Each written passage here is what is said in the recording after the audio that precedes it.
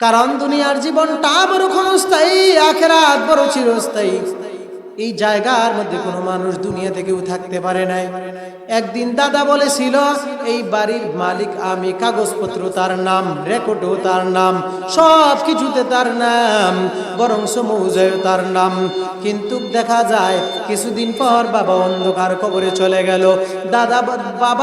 দাদা চলে যাওয়ার পর বাবাও বলেছিল আমার বাড়ি, বাবাও চলে গেল।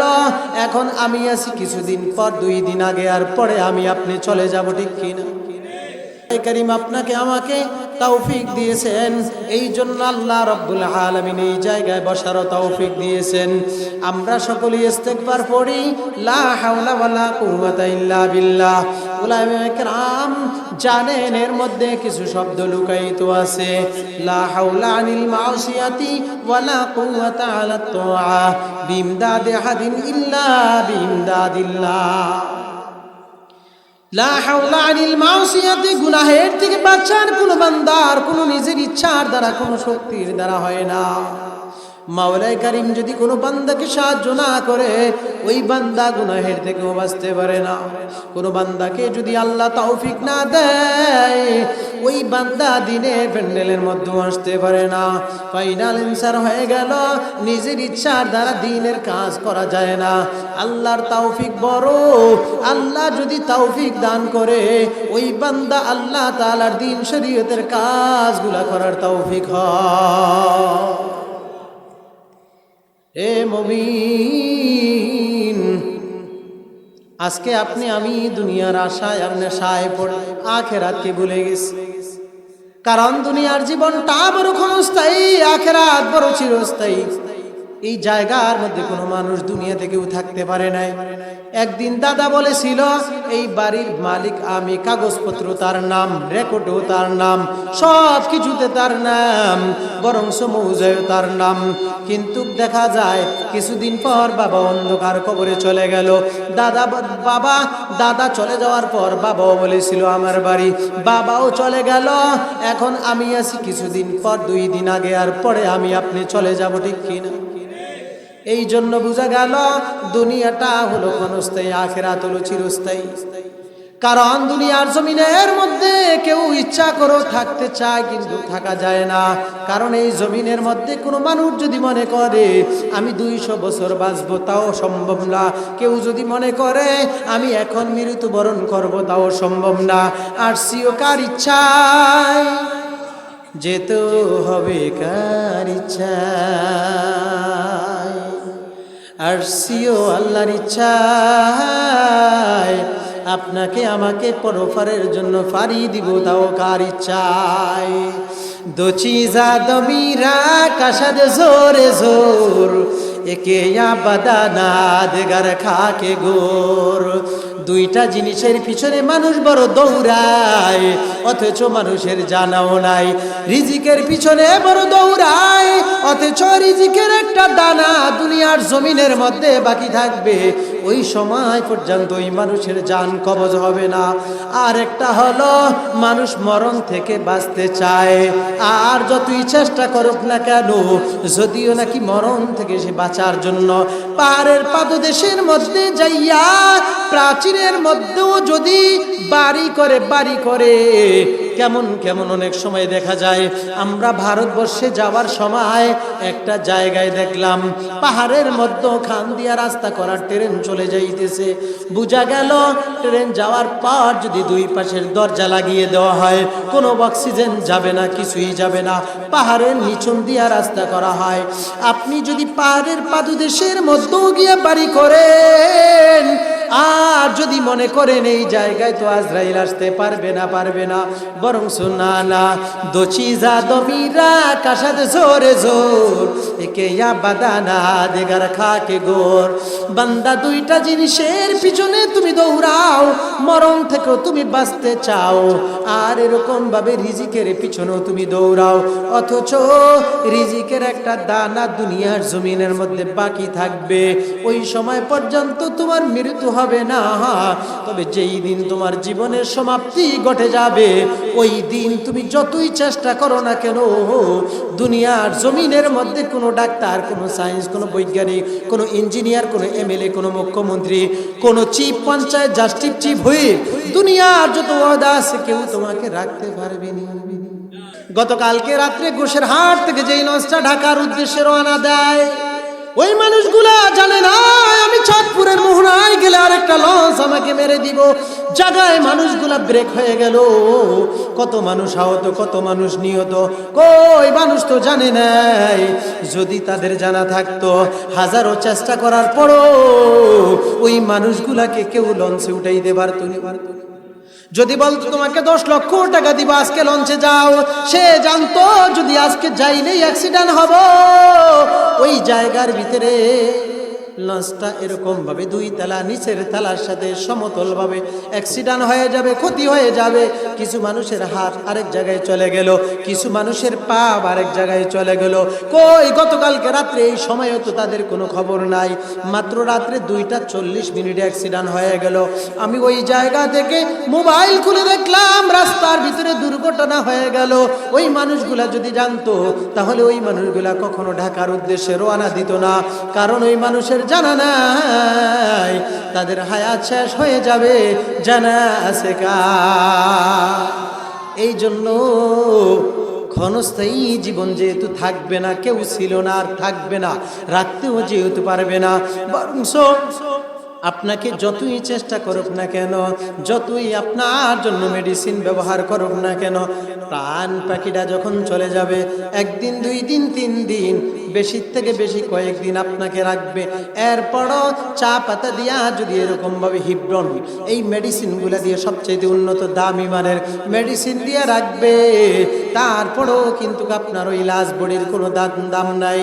মাওলার নবী জানিয়ে দেয়, ইন্নাল্লাহা লা ইয়ানজুরু ইলা সুওয়ারিকুম ওয়া আমওয়ালিকুম ওয়ালাকিন ইয়ানজুরু ইলা কুলুবিকুম ওয়া আমালিকুম।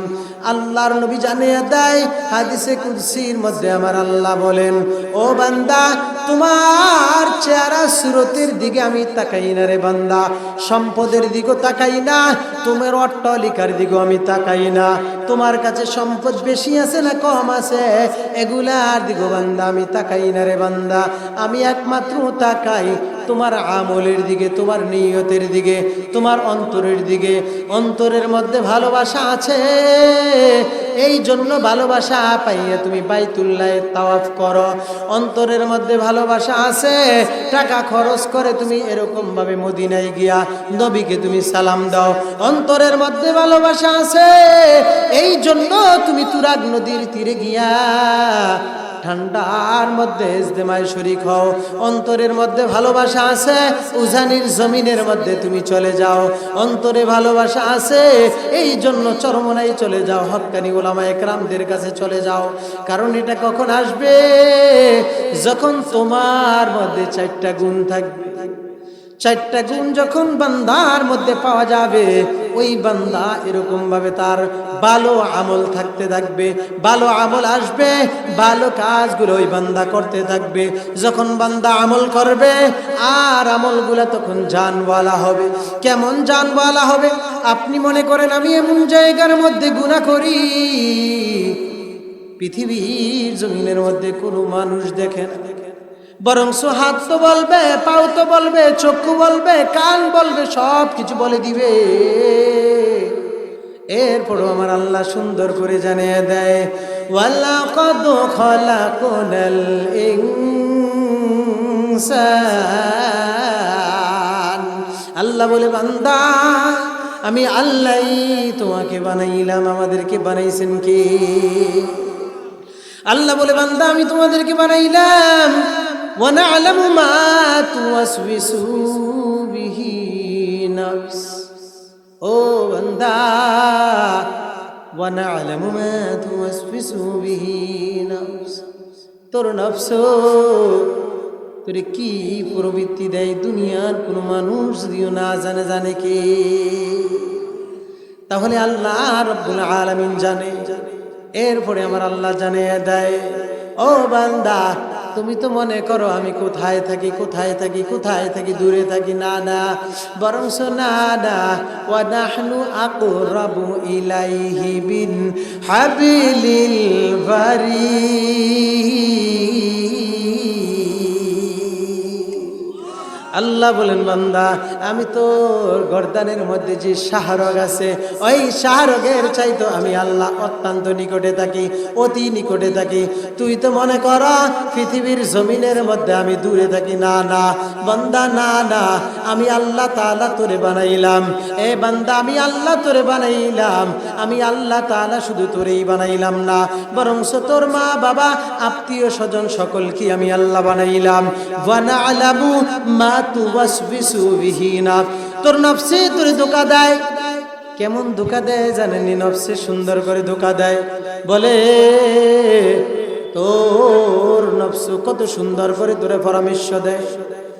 তোর নফসে বলে সম্পদগুলা বাবা মারা গিয়েছে, বোনকে না জানাইয়া সম্পদগুলা বাবা মারা যাওয়ার আগে নিজের নামে নিয়ে আনে। এটা সর্বপ্রথম ইবলিস এবং আপনাকে নফসে আম্মারা মাশওয়ারা দেয়।